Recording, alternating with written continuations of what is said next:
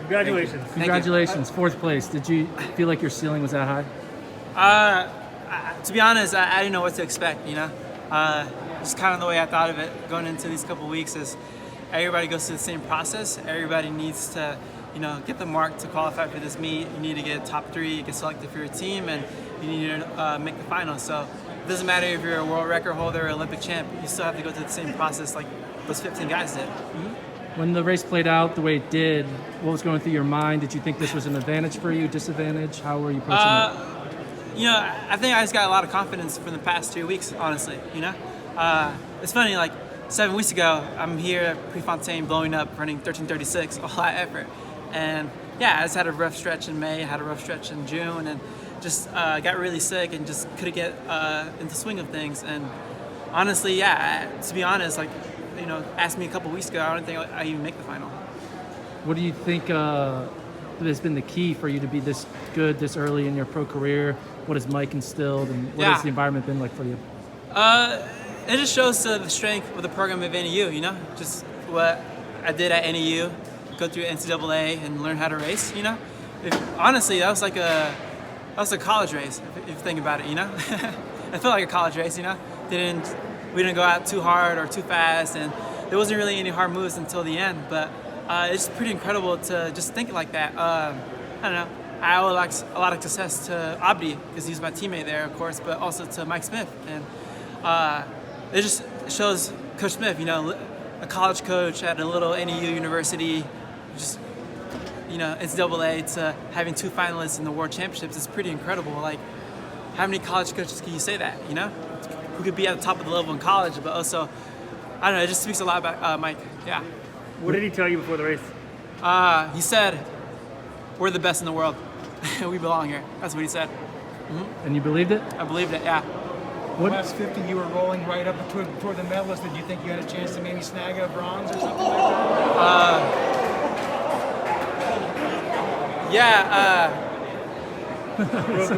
World record again. World record. Too much wind. To be honest, I didn't know what place I was in. I knew I was fighting. I thought I got 6th place, honestly. I just couldn't see him.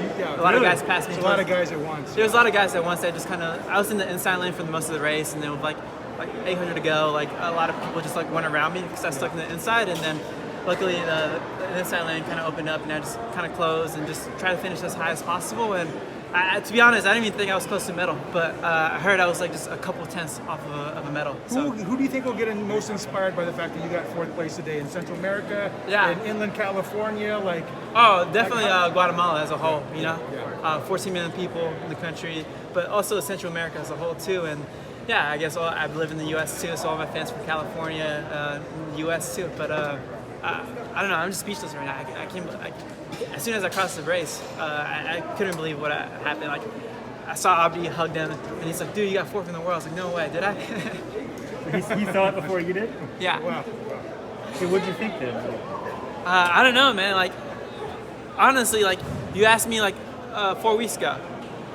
I don't know if I make the final.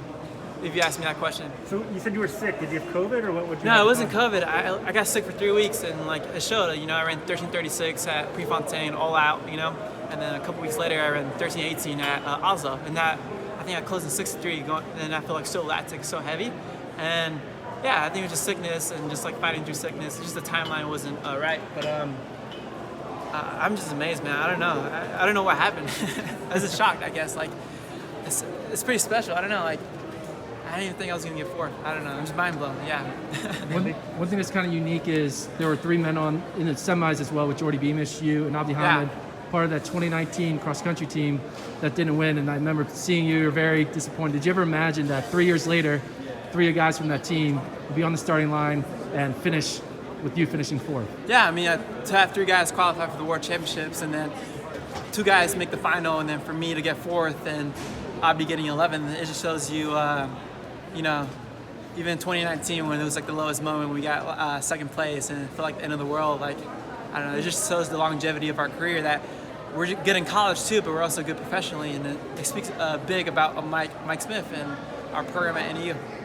So your dreamer situation, you seem to handle it very well. But can you go to Europe now and compete, or how does that work? It takes a long process.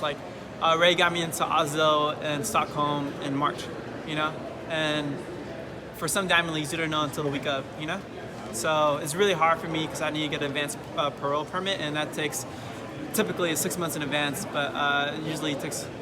We did it in 3 months, and then for Tokyo we did it less than a month. So it just takes a lot of time, a lot of money, a lot of effort, and like a lot of connections. But it's a tough process. I don't know if I'm going to be able to go to Europe this summer. Would you like to if you could? Yeah, I would love to join on a Monaco and like run a really fast time. And you know, if you look at my PB, I didn't even PB this year. You know, I had a season best of 13:10, and What's your PB right now? 13:10 from last year at Tokyo. What's your fastest history so far? 13:10. Oh, wow. Okay. Yeah, I think I had the second slowest PB heading into this race. I think, yeah, I was talking to some friends and they said 6 guys ran under 12:50 in the race, and then everybody except for 4 guys ran under 13 minutes. That made the final. Yeah, it was great. Yeah. You seem very relaxed or calm. I don't know if it's confidence. Have you always had that, or like? Yeah, it's pretty cool. Like honestly, if I'm being honest with you, like I was more nervous for the Del Mao in January, and that was like the altitude mile, whatever. But I don't know. It just shows. I don't know. Last year I was just happy to go to the Olympics and just happy to make the final. This year I have a year of experience and I knew what to do, I guess. Yeah, I feel like last year you were like kind of the feel-good story, but yeah, it was a good story. nobody but, expects that yeah. guy to medal. You know, it's like, oh, good for him. You know? The story's even better. So yeah. Are you going to start workshopping a training group team name? Yeah, it's a new team name. It's not Mike Smith Elite, or it's not Mike Smith Elite. The new team name is Death Row Records. You guys know that? Yeah. You know? Kush Smith is Suge Knight. You know, I'm Snoop and Abdi's Tupac. Sounds good. Good job, Abdi. Work on the logo design. Tupac. Yeah. Right.